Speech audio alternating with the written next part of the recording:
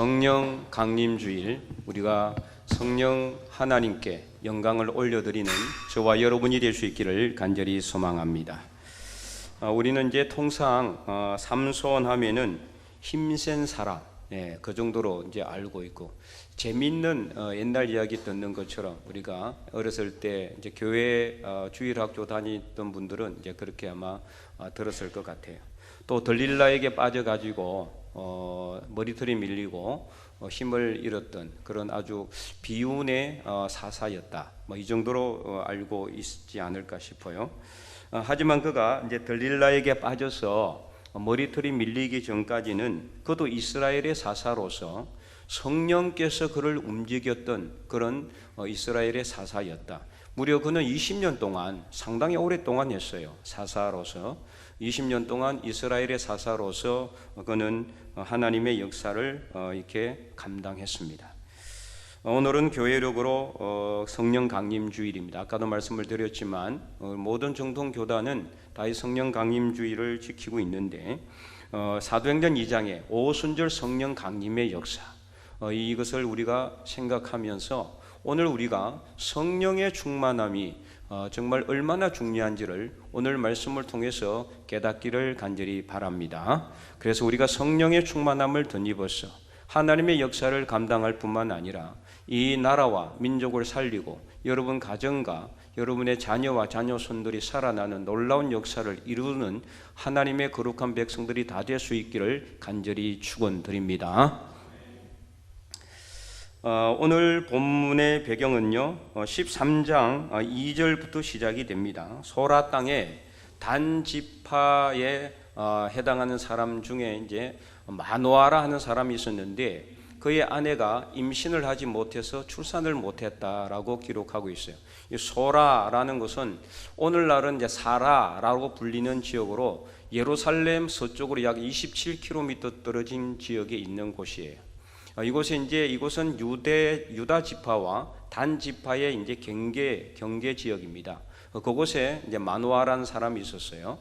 근데 이제 그 출산을 하지 못하는 그런 가정에 있었고, 어느 날 하나님의 사자가, 여호와의 사자가 그에게 나타났어요. 누구 이제 이 마노아에게는 아니고 마노아의 아내에게 나타나서 이 아들이 태어날 텐데 그는 바로 하나님께 바쳐지는 나실인으로 태어날 것이다. 그렇게 이제 예고를 해줍니다. 그래서 이 나중에 이제 마노아가 아내에게 이 소식을 듣고 나서 그는 다시 하나님께 간절히 기도합니다. 하나님, 우리가 아들을 하나님께서 우리에게 주신다고 했는데 이 아들을 우리가 어떻게 키워야 될지 자세히 좀 알려주시면 감사하겠습니다. 그렇게 이제 하나님께 간절하게 기도를 하죠. 하나님께서는 그 기도에 응답하셔서 다시 나타나서 여호와의 사자가 다시 마노아에게 말을 해요. 이 나실인이라는 것은 하나님께 바쳐진 사람이란 뜻이에요. 그러니까 이제 하나님의 역사를 처음부터 감당하는 사람이라고 보면 되겠죠. 민수기 6장에도 보면은 이 나실인의 규례가 나오는데요. 오늘 본문 우리가 읽지는 않았지만 13장 4절과 5절에 보면은 간단하게 그 규례가 나와 있어요.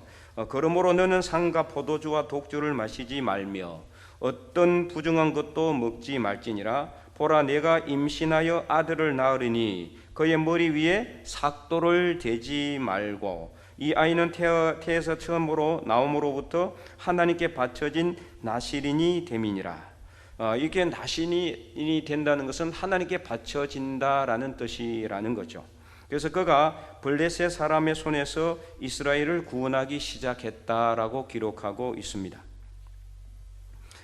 이 나실인으로서 태어날 것을 예고받았던 삼손, 그는 이제 하나님께 이 바쳐진 사람으로서 이 머리에 삭도를 대면 안 되기 때문에 머리를 깎을 수가 없는 거예요. 머리털을 깎을 수가 없었던 거죠.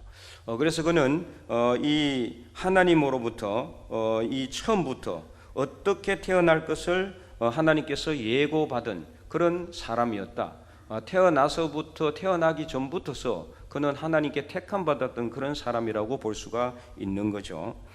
그래서 19절과 20절에 보면은 이제 하나님께 이 마노아가 예배를 드리는데 번제와 소제를 드렸을 때 엄청난 역사가 일어나게 됩니다.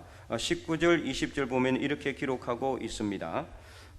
이에 마노아가 염소 새끼와 소재물을 가져다가 바위 위에서 여호와께 드리매 이적이 일어난지라. 마노아와 그의 아내가 본적 불꽃이 제단에서부터 하늘로 올라가는 동시에 여호와의 사자가 제단 불꽃에 휩싸여 올라간지라. 마노아와 그의 아내가 그것을 보고 그들의 얼굴을 땅에 대고 엎드렸다. 엄청난 이 응답을 받았죠. 이제 하나님께 감사함으로 번제와 소제를 드리는데 그 번제와 소제를 드리는 제단으로부터 불꽃이 하늘로 올라가게 되는 것을 보고 또 여호와의 사자가 그 불꽃에 휩싸여서 하늘로 같이 올라가는 것을 봤다는 거예요. 불로 응답하시는 하나님, 그것을 통해서 하나님께서는 분명히 아들을 주실 것이라는 정확한 확실한 이 징조를 보여주셨다라고 볼 수가 있는 거죠. 그리고 오늘 우리가 읽은 21절부터 이제 시작이 되는 거죠. 그래서 이 삼손은 태어나면서부터 이렇게 하나님으로부터 택함 받아서 나실인으로서 하나님께 바쳐진 사람으로서 하나님께서는 그를 지정하시고 예정하셨다라는 거죠. 그리고 이제 24절에 삼손이 드디어 태어납니다. 그 여인이 아들을 낳음에 그의 이름을 삼손이라 하니라. 이 삼손이라는 이름은 태양의 사람이란 뜻이에요. 이 이름의 뜻은 이제 당시에 블레셋의 압제로부터 고통받고 있는 이 이스라엘 백성을 이 삼손이 구원해내는 빛과 같은 해와 같은 태양과 같은 빛나는 삶을 살도록 하고자 하는 그의 이제 부모님의 뜻이 담겨 있지 않았는가 싶어요. 하나님께서 지어준 이름은 아닙니다. 삼손은 그의 부모님이 지어준 이름인데, 그래서 이 삼손이 이제 태어나게 되었고요. 하나님께서는 삼손에게 그에게 복을 주시더니 어떻게 하셨느냐. 그 다음에 자 25절 오늘 우리가 읽었지만 한 번 더 큰 목소리 읽어볼까요? 소라와 에스다올 사이 마하네단에서 여호와의 영이 그를 움직이기 시작하셨더라. 아멘. 태어날 때부터 하나님의 영이 함께 임하시고 하나님의 영이 그 삼손을 움직이기 시작하셨다라는 겁니다. 엄청난 복이죠. 태어나면서부터, 태어나기 전부터 하나님의 택하심을 받았고 하나님께 바쳐진 사람으로서 태어났고 이제는 태어나서 하나님의 영이 이 삼손, 이 아들을 움직이기 시작하셨다라는 것입니다. 그래서 여호와의 영은 바로 성령님을 의미하는 거죠. 여러 번 말씀을 드리지만 성령의 역사는요 신약 시대만 있었던 게 아니에요. 구약 시대도 있었고 하나님과 늘 함께 계시는 분이 바로 성령 하나님이 삼위일체 하나님으로서 성령님의 역사는 어디에서나 다 나타나고 있다. 구약에서도 강력한 성령의 역사가 있습니다. 그래서 오늘 우리가 여호와의 영이 성령께서 삼손을 움직이기 시작하셨다라고 하셨는데 25절 말씀 움직이기 시작하셨다라는 이 단어가 정말 중요해요. 자, 이 움직이다에 해당하는 히브리어 레파아모라는 이 단어의 원형 동사는 이 파암이라는 동사예요. 파암. 근데 이 파암이라는 동사는 여호와의 영이 어떤 사람의 마음을 격동시키거나 격분시키거나 움직이거나 또는 감동을 시켜서 그로 하여금 행동하도록 하는 것을 말해요. 행동하도록 하는 것. 주로 이제 성경에 나오는 이 여호와의 영이 움직이는 이 구약의 내용은 주로 격분을 시키는 내용들이 많아요. 어떤 안 좋은 소식을 들었을 때 격분하여서 정의를 행하고 나라를 구원하는 그런 이제 일들이 많이 일어나고 있죠. 사울도 그렇고요. 지금 이 삼손도 그렇습니다. 그래서 이 삼손으로 하여금 하나님은 마음을 격동시켜서 그로 하여금 블레셋을 치도록 하는 그런 하나님의 도구로 사용하기 위한 하나님의 특별한 역사 방법이다. 성령께서 그에게 임재하셔서 그를 움직이시는 방법입니다. 그래서 이 본문을 통해서 오늘 우리는 무엇을 할 수 있느냐? 하나님의 영이 함께 하실 때 하나님의 역사가 이루어진다는 것을 알 수가 있어요. 이때부터 이제 삼손은 일하기 시작합니다. 이후부터 이제 나오는 이야기, 옛날 아까도 말씀드렸지만 옛날 우리가 주일 학교 시간에 재미있게 듣던 삼손의 이야기가 아닙니다. 여러분, 이 삼손의 이야기는 재미있는 옛날 이야기를 들려주기 위해서 하나님께서 기록한 책이 아니에요. 이것은 우리에게 엄청난 교훈을 주고 있어요. 한 사람에게, 평범한 한 사람에게 성령께서 역사하셔서 그를 움직임으로 한 사람으로 하여금 나라를 구원하는 그런 엄청난 역사를 이루었다는 거예요. 오늘 우리도 마찬가지. 오늘 여러분 중에 한 사람이라도 성령 감동을 받아서 성령께서 움직이는 사람이 된다면 여러분 한 사람의 힘으로도 나라를 움직일 수 있고 나라를 구원할 수가 있습니다. 여러분 힘이 아니라 성령께서 함께 하실 때 가능하다는 소리예요. 그러므로 우리는 성령의 사람들이 되어야 돼요. 성령으로 움직이는 사람들이 되어야 합니다. 성령께서 함께 하시는 사람이 되면은 놀라운 기적의 역사를 이룰 수 있다는 것을 오늘 본문은 우리에게 보여주고 있다라는 거죠. 자, 그래서 이제 우리가 읽지는 않았지만 14장부터 성령의 역사가 나타나기 시작합니다. 14장에 삼손이 블레셋 땅인 딥나야로 내려가서 그래서 한 여인을 보고 결혼하고자 하는 마음을 가집니다. 이거는 누가 주신 마음일까요? 성령께서 주신 거예요. 지금부터 시작해서 들릴라라는 여인에게 빠지기 전까지 모든 삼손의 행동은 누가 한 것이다? 성령께서. 다 성령께서 그를 하여금 움직이도록 하신 거예요. 그래서 그 아버지에게 이 딥나의 여인을 데려오도록 간청을 하고 그 아버지 부모님은 그것을 허락해서 삼손과 함께 이제 딥나로 내려가요. 근데 이제 아버지와 어머니 일행과 삼손의 이제 일행이 좀 이렇게 차이가 났나 봐요. 삼손에게 갑자기 큰 사자가, 젊은 사자가 달려듭니다. 그것을 삼손은 한 손에 단숨에 무찌르죠. 부모님은 눈치도 못 챌 정도로. 그래서 14장 우리가 읽지 않았지만 6절을 보면은 이렇게 기록하고 있어요.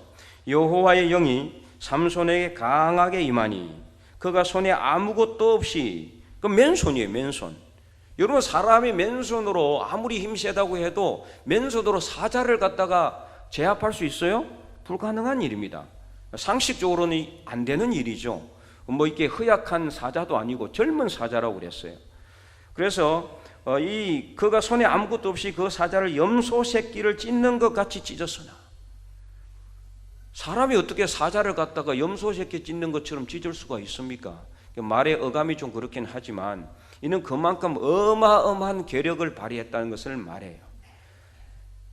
그는 자기가 행한 일을 부모에게 알리지 아니하였더라. 그러니까 아무에게도 말하지 않았어요. 부모님한테도 말하지 않았어요. 그만 자기만 알고 있는 내용이에요. 그래서 오늘 우리가 생각할 때, 이게 삼손이 사자를 잡은 이야기 참 재밌다라고 생각할지 모르지만, 이 왜 삼손이 사자를 이렇게 제압하는데 하나님의 영이 임하셨을까요? 도대체 사자를 죽이는데 하나님의 영이 임할 정도까지는 아니지 않나요? 이게 무슨 하나님의 역사하고 무슨 상관이 있는 것도 아닌 것 같고 그렇잖아요. 짐승 하나 잡는데 하나님의 영이 임한다? 좀 이해가 되지 않을 수도 있습니다. 그러나 직접적인 아주 강력한 연관이 있습니다. 이것으로부터 시작해서 삼손이 이제 블레셋을 치게 되는 빌미가 만들어지기 때문이에요. 그래서 하나님의 영이 강하게 임재하신 겁니다. 그래서 이 사자로 인해서 이 사자와 관련된 수수께끼를 딥나로 내려가서 그 여인의 친구, 이게 주변 인물들에게 수수께끼를 내요.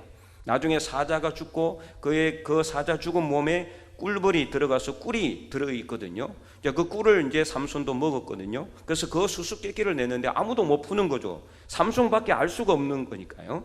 그러나 그 딥나의 여인이 결국에는 알려줘요. 삼손에게 계속 종용해가지고 알아내고 블레셋 사람들 알려주고 수수께끼를 풀어버렸어요. 그로 인해서 삼손이 화가 납니다. 그래서 그는 그때부터 이제 블레셋을 치기 시작하는 거죠. 하나님의 영이 그를 이런 방식으로 움직이기 시작하셨다라는 것입니다. 그래서 이제 14장 19절 20절을 보면은 이렇게 기록하고 있습니다. 그 수수께끼와 관련해서 삼손이 화가 나서 19절에 여호와의 영이 삼손에게 갑자기 임하심에 삼손이 아서골론에 내려가서 그곳 사람 30명을 쳐 죽이고 노략하여 수수께끼를 푼 자들에게 옷을 주고 심히 노하여 그의 아버지 집으로 올라갔고, 20절에 삼손의 아내는 삼손의 친구였던 그의 친구에게 준 바 되었더라. 수수께끼를 낼 때 이 수수께끼를 풀면은 자기 옷 30불을 주겠다고 했거든요. 그래서 이제 그때부터 이 블레셋 사람들을 치기 시작한 거죠. 블레셋 사람 30명을 죽이고 그 옷을 빼앗아서 주고 화가 나서 자기 집으로 올라와 버렸다. 그리고 이후에 15장 삼손은 이제 아내를 찾기 위해서 다시 블레셋으로 내려갑니다. 그런데 그의 아내는 자기 친구에게 준 바 되었잖아요. 그걸 몰랐을까요? 삼손은 알고 있었죠. 빌미를 삼기 위해서 내려간 겁니다. 아내를 달라. 그러니까 그의 장인 될 사람이 아니다. 그의 당신의 아내가 될 사람 다른 사람한테 줬다.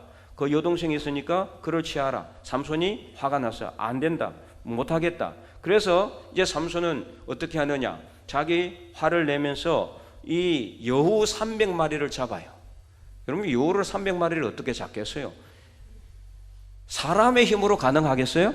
한 마리도 잡기 힘듭니다. 여우 한 마리 잡는 거는 한 사람, 아무리 사람이 빨라도요, 무슨 털을 가지고 잡는 게 아니라면은 맨손으로 여우를 300마리를 잡아서 어떻게 합니까? 꼬리에다 불을 붙여. 여러분 여우 알죠? 예, 우리나라도 지금 여우가 다 이제 멸종이 되는데 왜 멸종되는지 아세요? 이 꼬리가 복슬복슬하고 털이 아주 좋아요. 그리고 여우 가죽도 아주 이제 유용하게 쓰이게 되고, 이게 많이 잡다 보니까 다 사라져 버린 거예요. 그러니까 여우 꼬리가 엄청나게 길고 복슬복슬하니까 거기에 불을 붙이면 어떻게 될까요? 여우가 뜨거우니까 어떻게 돼요? 온 전신을 다니는 거예요. 그냥 불을 끌기 위해서 300마리 여우 꼬리에 불을 붙여 놓으니까 이 여우 300마리가 온 블레셋 땅을 다니면서 곡식밭을 다 태우고 포도나무와 감람나무로 다 태워버린 거예요. 여러분 상상을 한번 해보세요. 여우 300마리가 꼬리에 불이 붙어가지고 온 블레셋 땅을 이렇게 죽을 때까지 이렇게 뛰어다니는 거예요. 그러니까 블레셋 사람들이 도대체 이게 무슨 일이냐 알아보니까 삼손의 장인 될 사람과 그의 아내 될 사람 때문이다 하는 것을 알게 됐어요. 그래서 그 삼손의 장인 될 사람 딥나의 여인 집에 올라가가지고 그의 장인과 그 여인을 어떻게 해요? 불태워 죽입니다. 자, 그러니까 삼손이 화가 나요, 안 나요? 사실 화가 날 일은 아니지만 이미 다른 여인에게 준바된. 근데 이걸 빌미를 삼는 거예요. 내 장인을 감히 죽여? 그리고 내 아내가 될 사람을 감히 죽여? 그래서 화가 나니까 블레셋 사람들을 모조리 죽이고 거기 있는 사람들을 자기는 이 이스라엘 땅으로 돌아와서 에담바이라는 곳에 거기에 거하게 됩니다. 이제 숨어 있는 거죠. 그러자 이제 블레셋은 어떻게 합니까? 군대를 소집합니다. 한 사람을 잡기 위해서 아예 군대를 소집해요. 어마어마하게 많은 군대가 이스라엘을 이제 침략하고 위해서 들어옵니다. 레히라는 곳에 딱 진을 치고 있으니까 이스라엘에 난리가 났어요.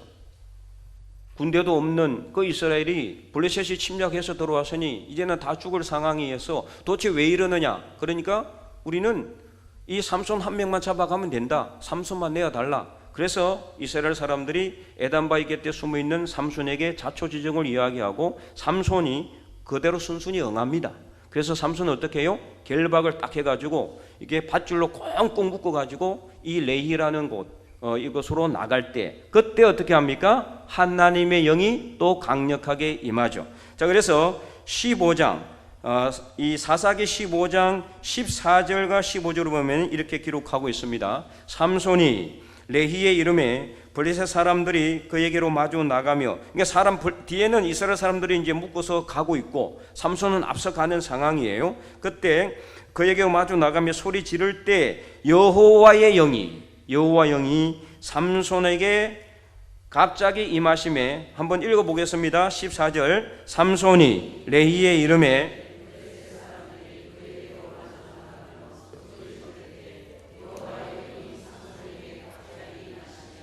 그의 팔 위에 밧줄이 불탄 삼과 같이 그의 결박되었던 손에서 떨어진지라.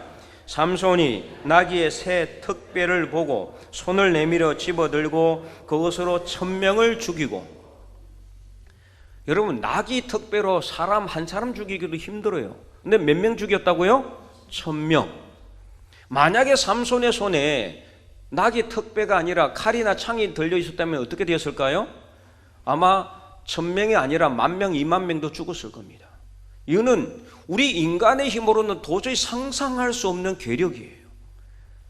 어떻게 이런 일이 일어날 수 있었어요? 하나님의 영이, 성령께서 그를 움직였기 때문에 그가 이런 일을 할 수가 있었던 겁니다. 이는 재밌는 싸움 이야기를 하는 게 아닙니다. 삼손의 이야기는 철저하게 성령께서 그를 어떻게 움직이셨는가를 보여주고 있는 내용이에요. 하나님의 영이 임하시면은 이렇게 하나님의 역사를 이루신다. 하나님의 영이 임하면은 강력한 역사가 일어나게 된다. 이것을 우리에게 보여주고 있다는 거예요. 삼손 한 사람이 중요한 게 아니라 오늘 우리도 각자가 삼손이 될 수가 있어요. 하나님의 영이 임하면은 어떤 상황 가운데서도 기적의 역사가 일어나게 된다는 겁니다. 불가능한 것이 가능하게 되는 줄로 믿으시기 바랍니다. 그래서 이 하나님께서 성령으로 그를 움직여서 그는 블레셋으로부터 이스라엘을 구원해냅니다. 이제는 감히 블레셋이 이스라엘을 넘볼 수가 없는 거예요. 삼손이 살아있는 한 턱걸 하나도 건드릴 수가 없어요. 잘못했다가는 삼손이 그냥 나라를 완전히 다 풍기박산 낼 수 있는 그런 상황이기 때문에 감히 엄두를 내지 못한. 그래서 20년 동안 삼손은 블레셋으로부터 이스라엘을 구원해 내게 됩니다. 하나님의 역사는 이렇게 한 사람을 통해서 성령께서 움직일 때 놀라운 역사가 일어난다. 그런데 오늘 여러분 어떻습니까? 오늘 여러분 한 사람이 아니라 여러분 각자에게 성령이 임하시면은 이거는 어마어마한 역사가 일어나게 되는 줄 믿으시기 바랍니다. 한 사람이 성령께서 임하셔도, 한 사람에게 성령께서 움직이셔도 이런 역사가 일어나고 한 나라와 민족을 구원해내는데, 우리 각자가 성령이 임하시면은 어떤 역사가 일어나겠습니까? 나라와 민족뿐만 아니라 온 세상을 움직이는 놀라운 역사가 일어날 수도 있다. 이것을 여러분 분명히 확신하시기 바랍니다. 그러나 이후에 그는 어떻습니까? 사사기 16장에 그는 들릴라라는 여인에게 빠지게 됩니다. 소래 골짜기에 있는 들릴라라는 여인에게 빠져서 정욕의 눈이 멀어서 결국에는 자기 비밀을 말해주죠. 내 힘의 원천은 이 머리털에 있다. 삭도를 대면 안 되는 건데 이 머리털에 있다라고 알려주게 되었고, 결국에는 머리털이 밀리고 그는 블레셋에 붙잡혀가지고 두 눈이 뽑히고 힘을 잃어서니까 다른 일을 못하고 맷돌을 돌리는 일을 하게 됩니다. 비참하게 그의 말로가 끝나는 것 같지만, 그러나 다시 그의 머리털은 자라나기 시작했다 그랬죠. 그래서 그는 마지막에 이 블레셋 잔치하는 자리에서 그 하나님 앞에 간절하게 기도하여 그 기둥을 무너뜨림으로 그가 생전에 죽였던 블레셋 사람들보다 더 많은 블레셋 사람들을 죽이고 그도 죽으면서 그의 사사로서의 생은 끝나게 됩니다. 여러분, 이 사사기를 읽어보면은요, 이렇게 이제 싸우는 이야기들이 많이 있기 때문에 재미는 있지만, 여러분 이 말씀을 잘 보면서 왜 이렇게 하나님께서 오랫동안 삼손에 대해서 이야기를 하고 있을까를 생각해 봐야 돼요. 사사기 중에서 가장 많은 양을 할애한 것이 바로 이 삼손이입니다. 기드온도 3장에 걸쳐서 밖에 이야기를 하지 않았어요. 그러나 삼손은 무려 13장, 14장, 15장, 16장에 이르기까지 4장에 걸쳐서 한 사람의 생애와 그의 모든 삶을 갖다가 이 성경에 기록할 정도로, 그만큼 오늘 우리에게 이 성경 말씀은, 삼손의 이야기는 우리에게 무엇을 이야기하고 있느냐? 성령의 역사가 이처럼 중요하다는 것을 보여주고 있는 겁니다. 삼손은 오직 성령께서 움직이는 사람이었다. 성령께서 그를 움직였을 때 그는 나라와 민족을 구원하는 하나님의 강력한 도구로 쓰임을 받았다. 이것을 오늘 우리에게 보여주고 있습니다. 오늘 우리도 마찬가지입니다. 우리 각자 한 사람 한 사람이 성령의 충만함을 덧입을 때 하나님의 강력한 도구요 통로가 될 수 있다는 것을 분명히 아시기 바랍니다. 하나님의 역사는 성령의 역사입니다. 성령께서 움직일 때 우리도 그 성령의 역사를 통해서 어떤 일도 할 수 있다는 분명한 확신을 가지시고 오늘 여러분 성령 충만한 삶을 살아갈 수 있기를 간절히 소망합니다. 지금 이 시대는 정말 너무나 죄악이 난무하는 시대입니다. 무엇이 옳고 그른지 영적인 분별력과 가치관이 혼재되고 있습니다. 하나님의 창조 질서가 무너지고 있는 시대입니다. 대형교회 목회자가 부활절 연합 예배 때에 하나님의 창조 질서를 무너뜨리고 있는 사람을 위해서 회치를 하고도 부끄러움을 모르는 시대입니다. 제가 무엇을 이야기하는지 여러분 잘 알고 있을 겁니다. 회치를 한다는 내용은 제가 하는 말이 아닙니다. 성경에 나와 있습니다. 두 가지로 나옵니다. 성경에서는 신약 시대에 예수님께서 이중적인 신앙을 가지고 백성들을 해놓고하던 바리새인들과 서기관들을 향해서 해칠한 무덤 같다라고 책망했죠. 해칠한 무덤이 무슨 뜻이냐? 당시 유대인의 명절이 되면은 온 다른 나라들에 있는 유대인들이 다 예루살렘으로 모여요. 근데 그들이 밟는 곳이 무덤일 수도 있어요. 왜냐하면 평토장한 무덤도 있기 때문에. 평토장한 무덤이라는 것은 그냥 평평한 데다가 땅을 파고 시체를 묻고 그냥 덮어버리는 거예요. 봉분이 없어요, 우리나라처럼. 그래서 그 평평하기 때문에 평토장한 무덤이에요. 거기를 밟으면 안 되는 거예요. 근데 주변 사람들은 다 알아요, 저기가 무덤이라는 거. 그러나 다른 지역에서 온 사람들은 모르잖아요.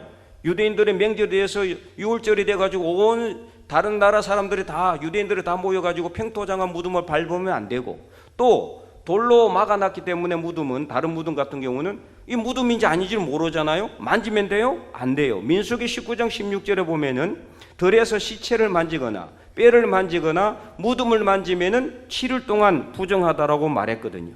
그렇기 때문에 어떻게 했느냐? 유대인의 명절이 되면은 이 평토장한 무덤 위에, 그리고 돌로 막아놓은 무덤 위에 무엇을 칠해요? 회칠을 하는 거예요. 그러니까 밖에서 볼 때는 아주 하얗게 아주 예뻐 보이는 거예요. 그러나 안에는 어떻습니까? 죽음이 가득한 뼈들이 가득하잖아요. 그래서 겉모습과 속모습이 서로 다른 이중적인 신앙의 모습을 책망하기 위해서 예수님께서 서기관들과 바리새인들에게 회칠한 무덤 같다라고 말씀하셨어요. 그리고 에스겔서 22장에 하나님께서 이스라엘을 멸망시키는 이유에 대해서 말씀을 하십니다. 하나님 성을 하나님께서 스스로 무너뜨리잖아요. 그 무너지는 성 한 귀퉁이를 막아서서 하나님으로 하여금 멸하지 못하도록 할 사람을, 그 한 사람을 하나님께서는 이스라엘 백성 중에 찾다가 찾지 못해서 하나님의 분노를 그들에게 쏟아냈다고 했는데, 그 쏟아낸 이유가 무엇이냐? 각계각층의 그 사람들의 잘못에 대해서 하나님은 지적하고 있는데, 그 중에서 고관들의 죄, 22장 27절에 어떤 죄냐? 이 고관들은 음식물을 삼키는 일이 같아서 부당한 이익을 취하기 위해서, 얻기 위해서 피를 흘려 영혼을 멸한다고 했어요. 그런데 선지자들은 어떤 나쁜 짓을 했느냐? 이런 고관들을 위하여 회를 칠했다라고 분명히 말씀하고 있어요. 에스겔서 22장 28절에 이 고관들의 악행을 책망하거나 나무라지는 못할 망정, 그들을 위해서 회를 칠하는 건 뭔 뜻이냐? 이 고관들의 악행을 선행으로 포장해서 백성들에게 알려주는 거예요. 이렇게 해서는 안 될 일이잖아요. 지금 악행을 저지르고 있는 수많은 정치가들의 잘못을 비판하거나 책망하지는 못할지언정 그들을 위해서 회를 칠해서는 안 됩니다. 이는 절대로 해서는 안 될 일이죠. 하나님은 분명히 그것을 지적했어요. 선지자들은 지금의 목회자들을 의미합니다. 지금 목회자들이 정치가들을 위해서 회를 칠해서는 안 돼요. 하나님의 정의와 공의가 왜 무너지고 있습니까? 해를 칠하기 때문입니다. 잘못한 것은 잘못했다고 말해야 돼. 그래야 깨닫고 회개하든지 할 거 아니겠어요? 그래서 정말 사사기 시대처럼 지금은 사람들이 자기 속이는 옳은 대로 행동하고 있는 시대에 살고 있어요. 사무엘상 3장 말씀처럼 하나님의 말씀이 희귀하여 이상이 흔하지 않는 시대. 그래서 그 선지자들의 잘못을 하나님께서는 에스겔서 22장 28절에서 또 뭐라고 책망하느냐? 스스로 허탄한 이상을 본다 그랬어요. 목회자들이 스스로 허탄한 이상을 본단 말이에요. 하나님의 말씀을 통해서 목회자들이 하나님의 뜻을 깨닫고 하나님의 비전을 보고 하나님의 꿈을 봐야 되는데 스스로 허탄한 이상을 보는 거예요. 거짓 복수를 행하고 하나님이 말씀하지 않았는데도 하나님께서 말씀하셨다라고 거짓 설교를 하는 그런 잘못된 선지자들의 죄악을 하나님께서는 분명히 책망하고 있습니다. 하나님의 말씀이 지금 없어서 희귀합니까? 저번에도 말씀드렸지만 우리는 말씀의 홍수 속에 살아가고 있습니다. 설교 채널만 틀면 하루 종일 설교가 나옵니다. 이 종일이 된 성경이 아니라고 해도 휴대폰을 열기만 하면은 수많은 성경 얼풀이 튀어나옵니다. 인터넷을 켜면은 챗 GPT가 정말 웬만한 설교가 뺨칠 정도의 설교를 쏟아내 줍니다.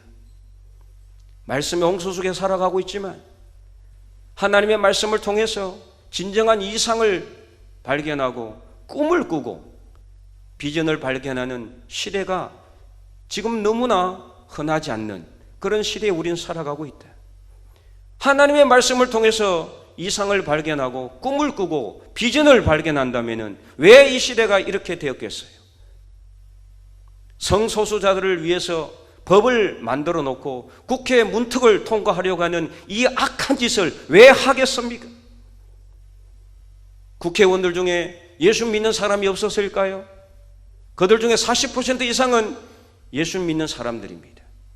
장로들도 많습니다. 오늘 우리 장로님들은 죄송하지만 그런데도 왜 이런 악한 짓들이 버젓이 일어나고 있을까요?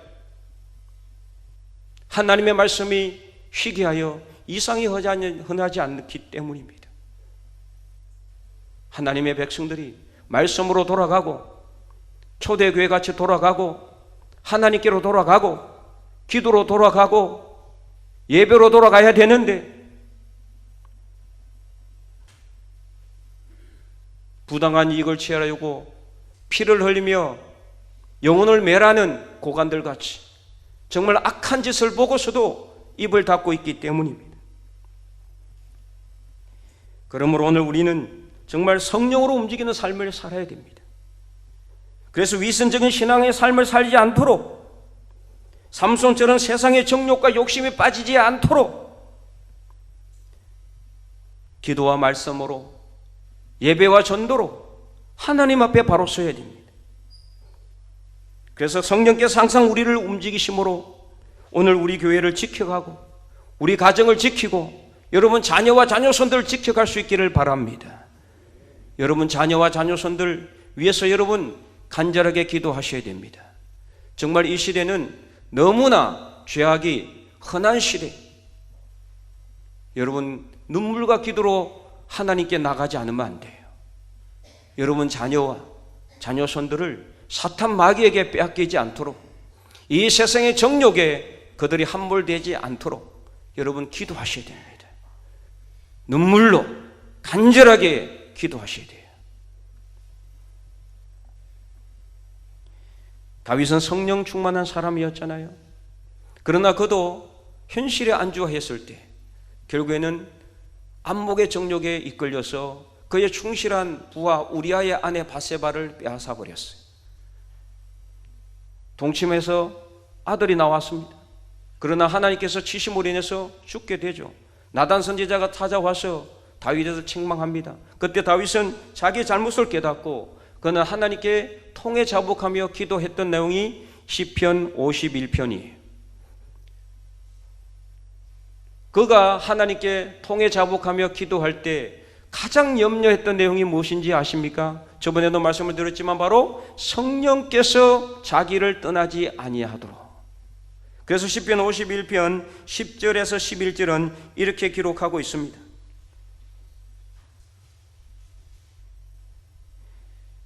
한번 읽어볼까요? 하나님이여 내 속에 정한 마음을 창조하시고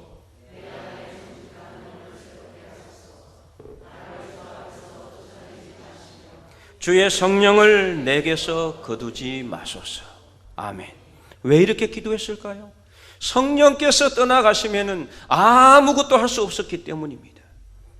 다윗이 가는 곳마다 성성장구하고 가는 곳마다 형통하고 그를 이기게 하신 것은 바로 성령님의 역사였기 때문에 다윗도 그것을 분명히 알고 있었기 때문에 성령이 자기를 떠나가게 하지 말도록 강구하고 있는 것입니다. 다윗 이전에 왕이었던 사울 역시 그도 처음에는 성령이 움직이는 사람이었어요. 그래서 사무엘이 처음 사울을 만났을 때 그는 부끄러워가지고 소심해가지고 사람들 사이에 숨었던 사람이에요. 기골은 장대하고 다른 사람들보다 목 한 만큼 더 큰 엄청난, 딱 봐도 야 이거는 인물이다 할 정도로 엄청나게 그런 인물, 외형적으로는 그랬어요. 그런데 겁이 많고 소심하잖아요. 하나님 일을 할 수가 없어요. 그런 그에게 성령이 임하시면 어떤 역사가 일어나게 되느냐? 사무엘이 사울을 만났을 때 사무엘상 10장 6절에 보면은 이렇게 기록하고 있습니다. 내게는 여호와의 영이 크게 임하리니. 읽어봅니다. 내게는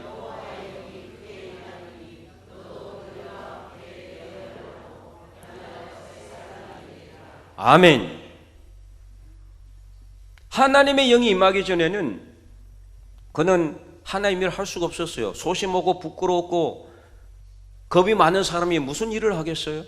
그러나 하나님의 영이 임하면은 어떻게 된다? 변하여 새 사람이 된다. 변하여 새 사람이 된다. 여러분 믿으시기 바랍니다. 여러분 각자에게도 하나님의 영이 임하면은 변하여 새 사람이 되는 겁니다. 내가 변하고 싶다. 여러분 변하고 싶으면은 성령 충만하세요. 성령 충만함을 덧입는 삶을 사세요. 그러면 내가 변하여 새 사람이 되는 겁니다. 다른 사람들도 놀랄 만한 그런 새 사람이 되는 것입니다. 그래서 그는 사무엘상 11장에 암몬이 이스라엘을 침략했다는 소식을 들었어요. 그때 하나님의 영이 그에게 임하여요. 소심했던 그가 나팔을 불어서 사람들을 소집해서 암몬을 무찌릅니다. 그래서 사무엘상 11장 6절에 보면은 이렇게 기록하고 있습니다.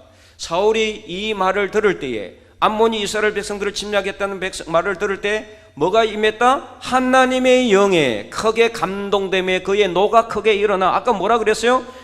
하나님의 영이 사람을 움직인다는 뜻은 하나님의 성령께서 그에게 들어가서, 어떤 사람에게 들어가서 그를 마음을 움직이고, 그리고 어떻게 하게 한다? 행동하도록 하는 겁니다. 행하는 믿음의 삶을 살아야 돼요. 우리가 말씀을 읽고 쓰고 묵상하는 이유가 뭐냐? 이 말씀에 감동이 되어서 은혜 받은 것으로 끝나지 말고 성령께서 우리 안에 임재하셔서 우리로 하여금 움직이도록 해야 돼요. 그래야 변하여 새 사람이 되는 겁니다. 말씀을 읽었는데 은혜만 받고 그대로 끝나면 아무 의미가 없어요. 말씀을 읽고 은혜 받은 대로 성령께서 우리에게 임하시면 우리가 어떻게 된다? 움직이는 겁니다. 전도를 하든지 춤을 추든지 예배를 드리든지 기도를 하든지 뭔가 하게 돼 있다 이 말이에요. 내가 아무것도 하지 않는다. 성령이 임하지 않는 겁니다. 그냥 내가 혼자 은혜 받은 거예요. 자기 카타르시스에 빠진 거라고 볼 수가 있어요. 그래서 여러분 조심하셔야 돼요. 아무 때나 성령이 임하시는 게 아니에요. 성령이 임하시면은 분명히 행하게 되어 있습니다. 행동하는 그리스도인들이 되어야 됩니다. 가만히 앉아있으면 안 돼요. 말씀을 들고 밖으로 나가야 돼요. 예배를 드리면서 하나님께 영광 올려 드려야 돼요. 기도와 말씀과 찬양으로 하나님께 나가야 돼요. 그래서 움직이는 사람들이 되어야 됩니다. 그러나 그가 이렇게 성리를 하게 되자 그의 마음에 뭐가 들어오는? 교만이 들어오게 됩니다. 교만이 들어오니까 어떻게 해요? 성령이 떠나시는 거예요.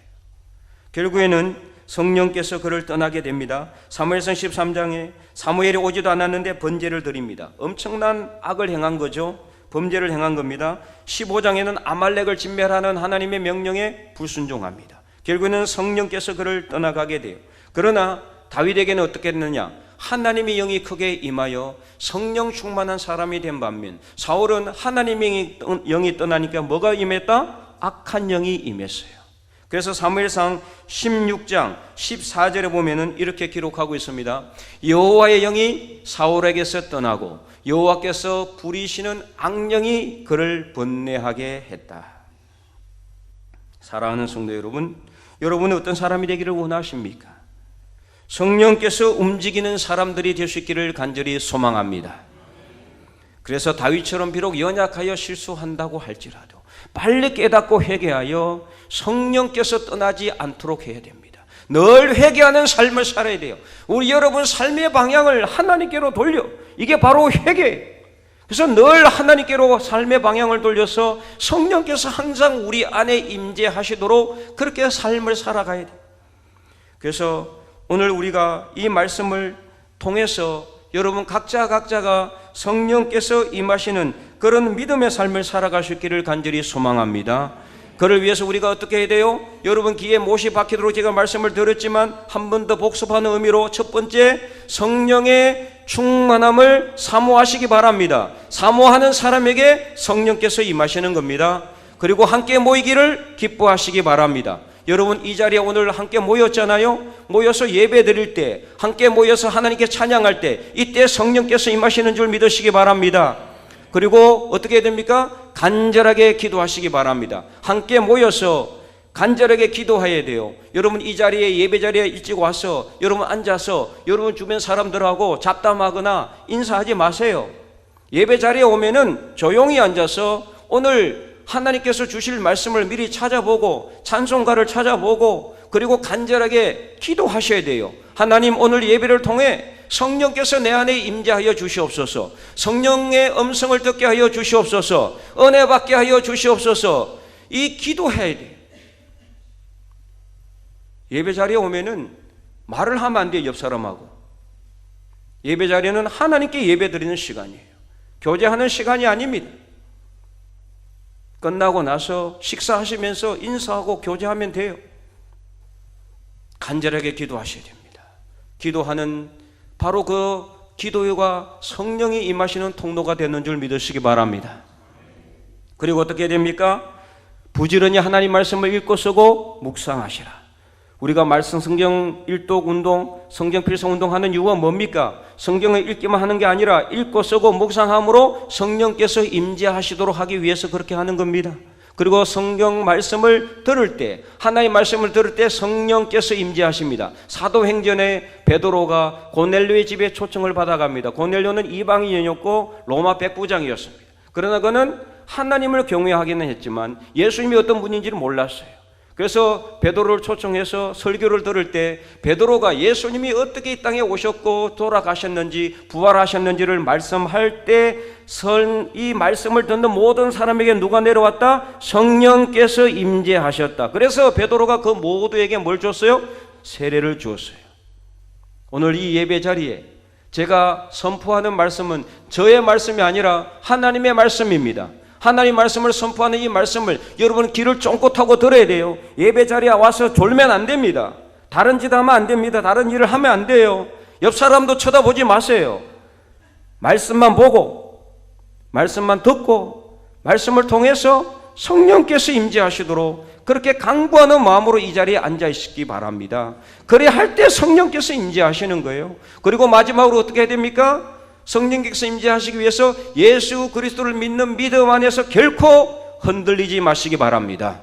왜 그렇습니까? 예수님이야말로 성부 하나님, 성령 하나님과 동등하신 분이시기 때문에 그래요. 그러니까 예수님을 믿을 때 성령 하나님도 함께 계시는 겁니다. 그래서 예수님을 믿는 믿음 안에서 절대로 흔들리지 않을 때 성령께서 여러분과 함께 하실 줄 믿으시기 바랍니다. 그래서 성령으로 움직이는 성령에 충만한 사람들이 되었어. 여러분의 가정을 지키고 자녀와 자녀 손들을 사탄 마귀로부터 지켜내고 이 교회를 지키고 이 나라를 지키고 특별히 올 한 해 우리 교회 표어처럼 전도의 능력을 풍성하게 회복하는 하나님의 거룩한 백성들이 다 될 수 있기를 주님의 이름으로 간절히 축원드립니다.